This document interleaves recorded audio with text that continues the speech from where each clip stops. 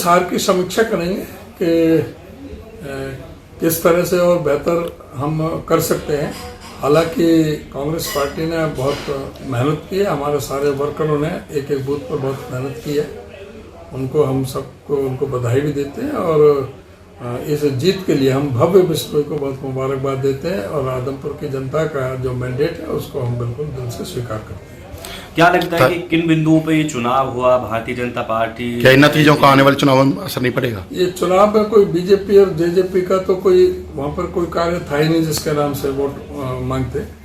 Vote तो बल्कि Congress party ही अपने कार्यों के नाम पर वोट मांग रही थी और जहां तक है इन्होंने तो सिर्फ केवल और केवल चौधरी भजनलाल के नाम से वोट मांगने का काम किया। चौधरी भजनलाल के काम गिनवाए और चौधरी भजनलाल ने उस इलाके में काफ़ी काम किए हैं और उनका लोग बहुत आदर करते हैं। और जहाँ तक कुलदीप बिश्नोई से तो लोग बहुत रुष्ट थे, नाराज थे। अगर ये कैंडिडेट होते तो निश्चित तौर से ये चुनाव हारते, लेकिन इन्होंने अपने बेटे को भव्य बिश्नोई को आगे किया इसी वजह से कि भव्य के प्रति किसी को कोई नाराजगी थी नहीं।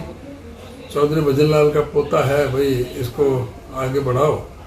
कुलदीप तो जैसा था उसने तो अपना वो दिखा दिया, लेकिन भाई इसको पोते को आगे बढ़ाओ, तो लोगों ने उसको उस पर भरोसा किया। और दूसरा भरोसा किया इस बात पर कि भाई सरकार बीजेपी की है, 2 साल है, ये शब्दबाग दिखा रहे हैं, पेरिस बनाने की बात कर रहे हैं। मंडी आदमपुर को 625 करोड़ रुपए मंजूर कर दिए हैं। इन्होंने कहा है कि 625 करोड़ रुपए हमने मंजूर कर दिए फाइल पर और वो अब काम कराएंगे। तो लोगों को ये था भाई 2 साल इनकी सरकार है, कुछ विकास के काम हो जाएंगे।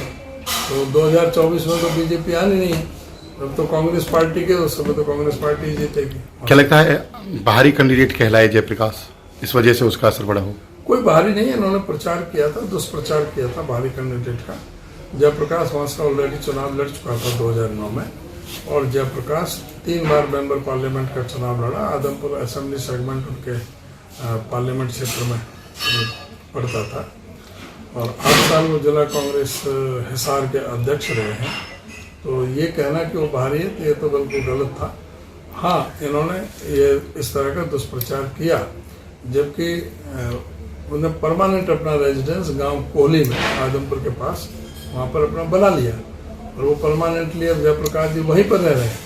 जबकि कुलदीप बिश्नोई ने अपने पिता श्री चौधरी भजनलाल जी का जो मकान था वो भी आदमपुर में बेच दिया। क्या लगता है कहेंगे तो बाहरी वहाँ पर कुलदीप बिश्नोई है। क्या लगता है इन जो उपचुनाव के नतीजे, इनका आने वाले विधानसभा चुनाव या और अन्य चुनाव होने उन पर असर पड़ेगा?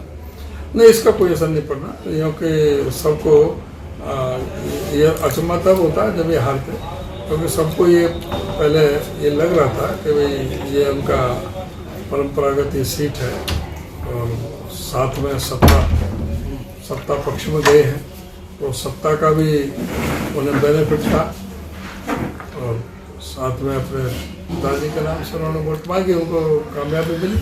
विधानसभा के आम चुनाव होंगे जब, तो क्या रहेंगे आगे नतीजे? विधानसभा के चुनावों में कांग्रेस पार्टी अच्छे भारी बहुमत से जीत करके आएगी प्रदेश के अंदर।